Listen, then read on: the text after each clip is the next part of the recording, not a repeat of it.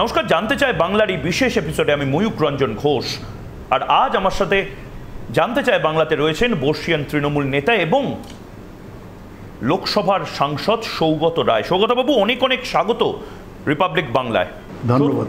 ধন্যবাদ সৌগতবাবু, আমার প্রথম প্রশ্নই যে কোনো সংবাদ মাধ্যম কর্মী বা বাংলার মানুষের যে প্রশ্নটা, এই যে দুর্নীতি, এই দুর্নীতির জাল কতটা বিস্তৃত?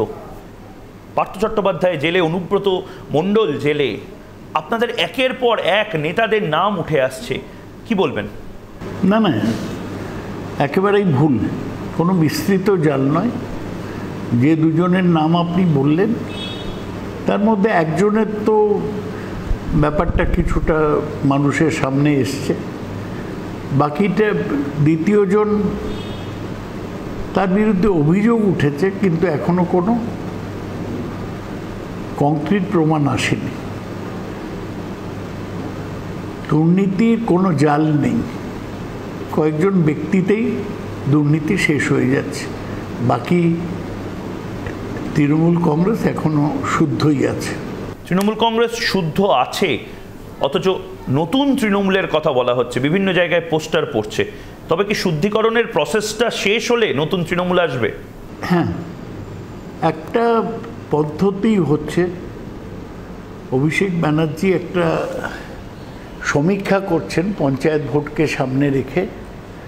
সেখানে প্রত্যেক স্তরে যারা আছেন তাদের সম্বন্ধে সমীক্ষা নেওয়া হচ্ছে এবং তারপর সেই সমীক্ষার ফল এর ওপর নির্ভর করে পরবর্তী পুনর্গঠন শুরু হবে। সেটা পুরো শেপ নিয়ে নতুন তৃণমূল আসবে।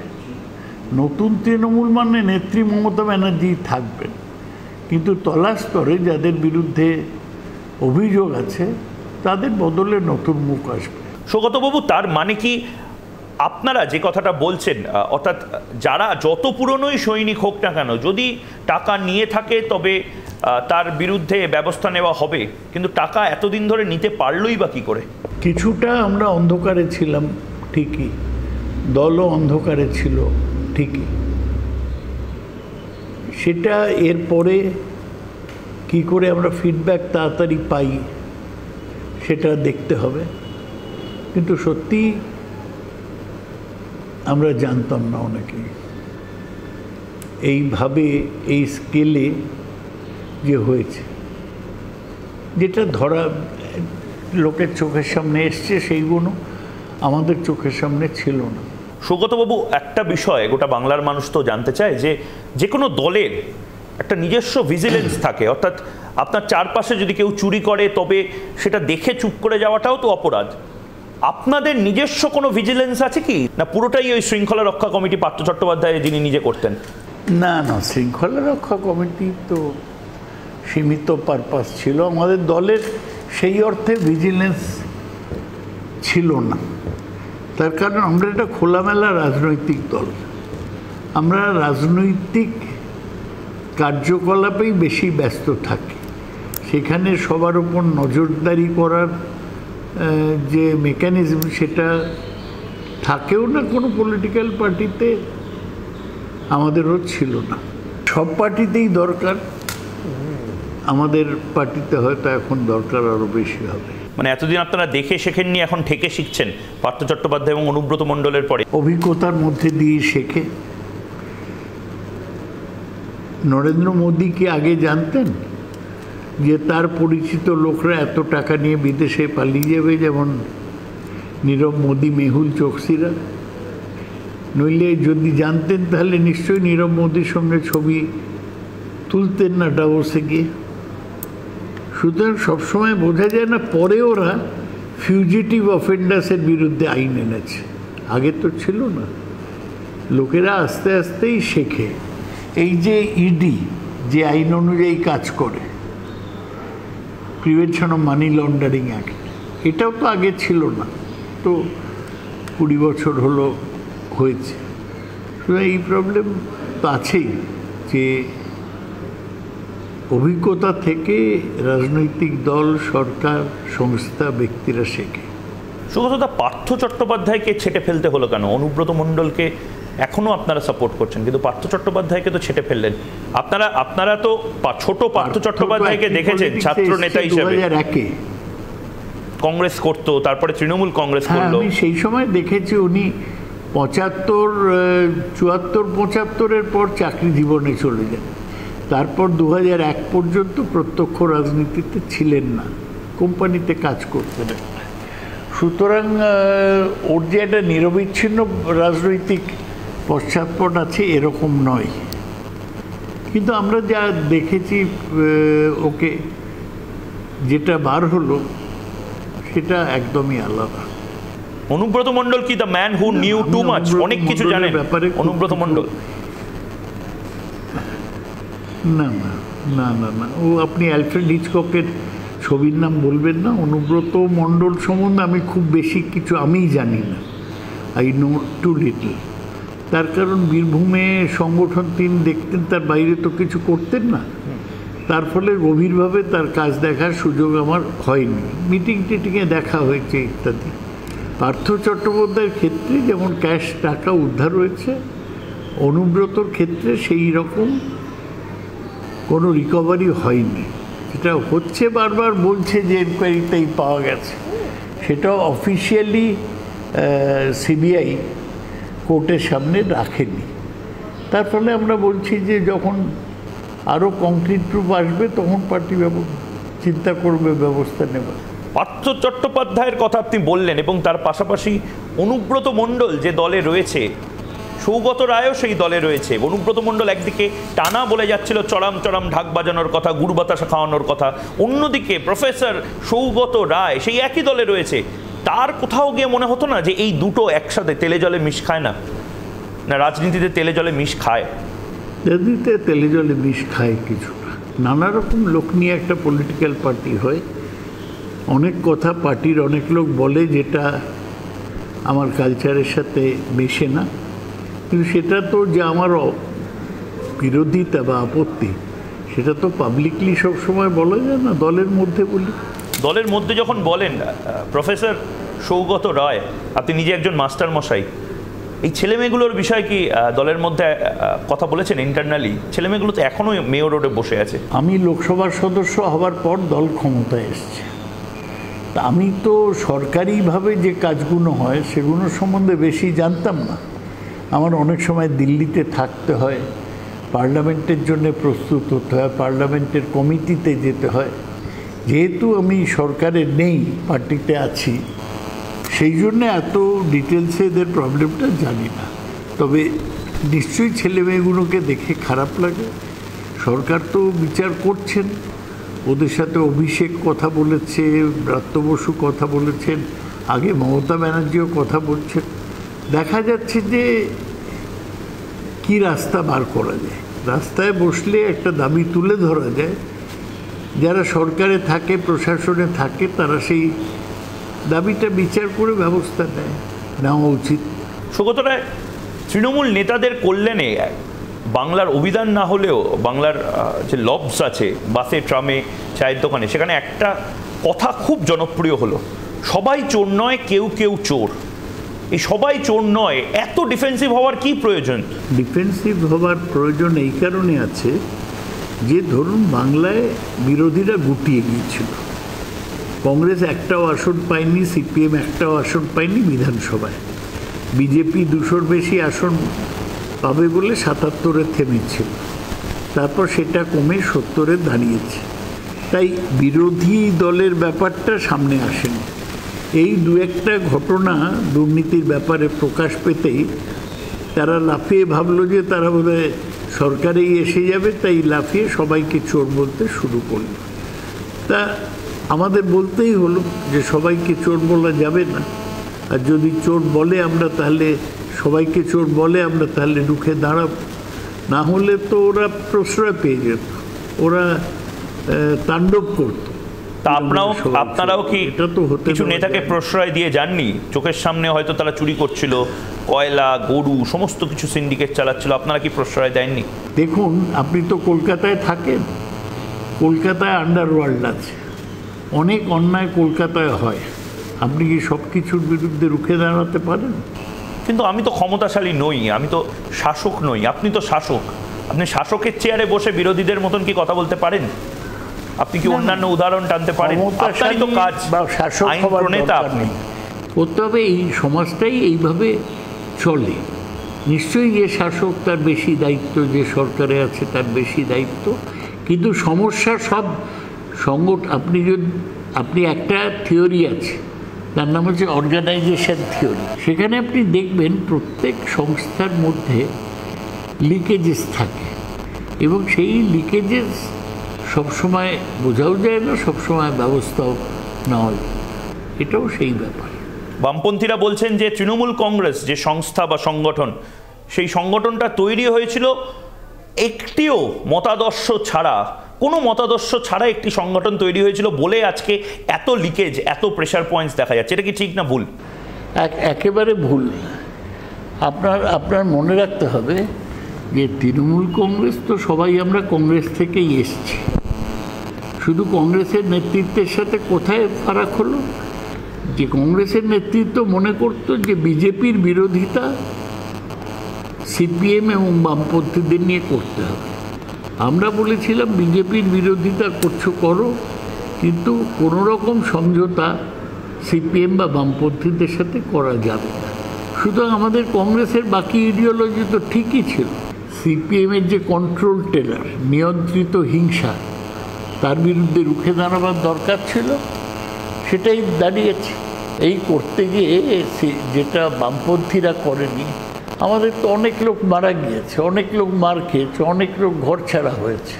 সৌগতবাবু, আপনি নিজে একজন প্রফেসর, আপনি প্রফেসর হয়ে, মাস্টারমশাই হয়ে কোথাও গিয়ে মনে করছেন যে এই যে শিক্ষক দুর্নীতি, নিয়োগ দুর্নীতি, এটা কোনো রাজ্যে যদি হয়, এই আকারে হয়, তাহলে এটার একটা স্নোবলিং এফেক্ট থাকে, একটা সুদূর প্রসারী প্রভাব পড়বে আগামী অনেকগুলো প্রজন্ম, এবং তার পাশাপাশি বাংলার শিক্ষা ব্যবস্থা, তাতেও একটা বড় প্রভাব পড়বে?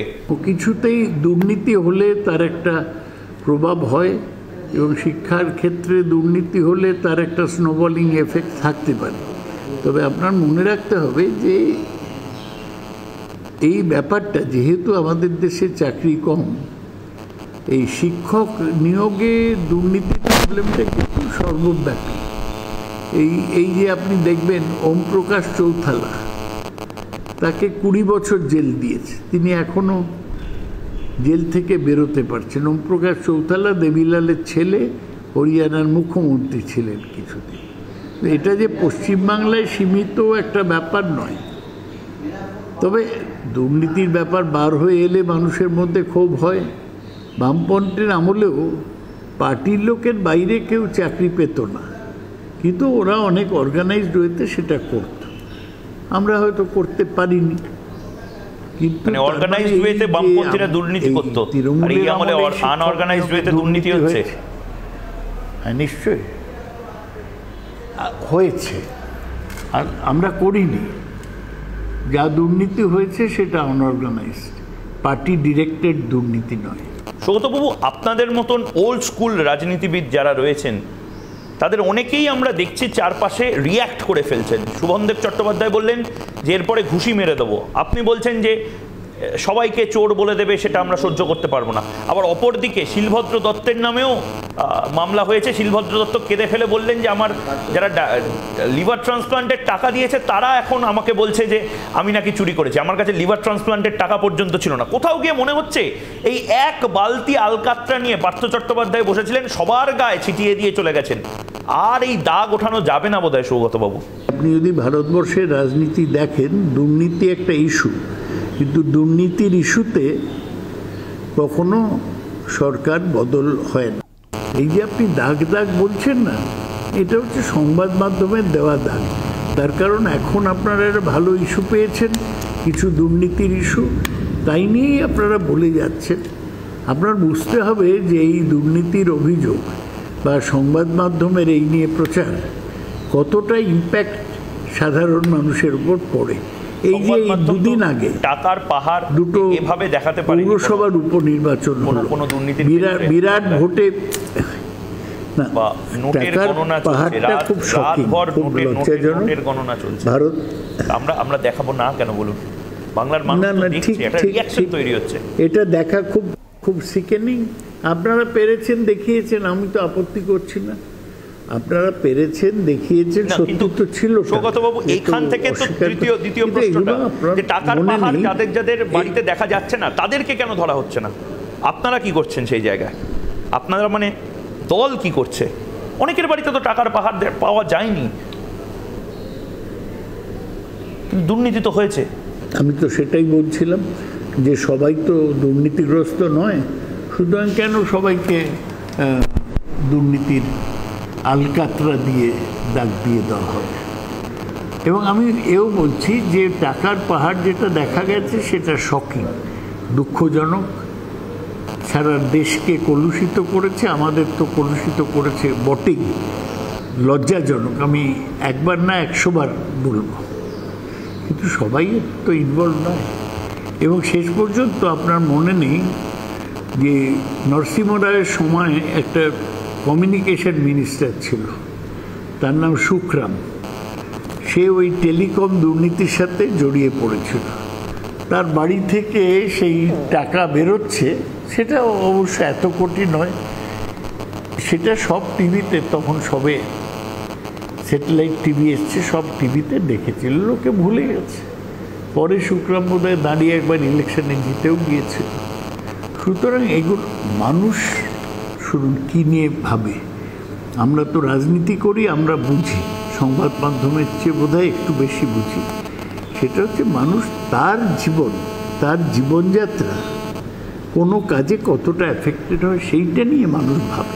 হ্যাঁ, দুর্নীতি দেখলে মানুষ নিশ্চয়ই আলোচনা করে, নিন্দা করে, কিছু কিছু সময় বিরুদ্ধেও যায়, কিন্তু দ্যাটস অল। সেখানে এই পাবলিক মেমোরি শর্ট, কিছুদিন পরে লোকে ভুলে যায়। তার মানে this is not to say যে আমি কন্ডন করছি যে দুর্নীতি তা দুর্নীতি। আরেকটা ব্যাপার হচ্ছে, এই যে দুর্নীতির অভিযোগ হয়, কেউ টাকার পাহাড় দেখালো, আলটিমেটলি লিগ্যাল কুইবলিংয়ে এই সমস্যাটা কে দোষী, কার টাকার পাহাড়, এটা তো আদালতেই ঠিক হবে। সেটা আদালত কখনোই ঠিক করতে পারে না। আপনি বোধহয় জানেন ইডির কনভিকশন রেট হচ্ছে 0.5%, সিবিআই এর কনভিকশন রেট হচ্ছে 1%। শুধু ওরা কোথাওই প্রমাণ করতে পারছে না, তাই জন্য টাকার পাহাড় নিয়ে লোকরা ছাড়া পেয়ে যাচ্ছে। এ বলবে এ টাকা আমার নয়, এ বলবো মুখের টাকা, এই নিয়ে কুইবলিং চলবে, দিনের পর দিন আদালতে ডেট পড়বে, তারিখ পর তারিখ, যেটা সানি দেওল বলতো, এইটাই হতে থাকবে। ব্যবস্থাটাই দুর্বল। কিন্তু এই ব্যবস্থাটা পাল্টানোর জন্যই তো আপনাদেরকে নিয়ে আসা হয়েছিল।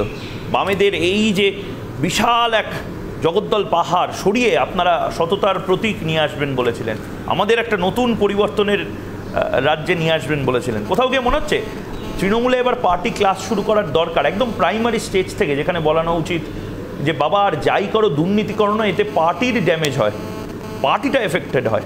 আর এটা তো সত্যি কথাই, সৌগত রায়রা শুধুমাত্র টাকা খাওয়ানো, টাকা টাকা টাকা টাকার জন্য তো পার্টিটা করেনি, এটা তো আপনি অন্তত মানেন। বলছেন এগুলো তো আপ্তবাক্য, এগুলো আমাদের পার্টির লোকরাও শুনলে ভালো, যে এটা সত্যি। মমতা নিজে অনেকবার বলেছে যে তোমরা টাকা করবে, সোনা কি খাবে, সোনা দিয়ে কি চচ্চড়ি হবে, কতবার বলেছে, কিন্তু কিছু মানুষের মাথায় এটা ঢুকে গিয়েছিল। আমার মনে হয় সময়ের সাথে তারা শাস্তি পাবে বা শিক্ষা পাবে।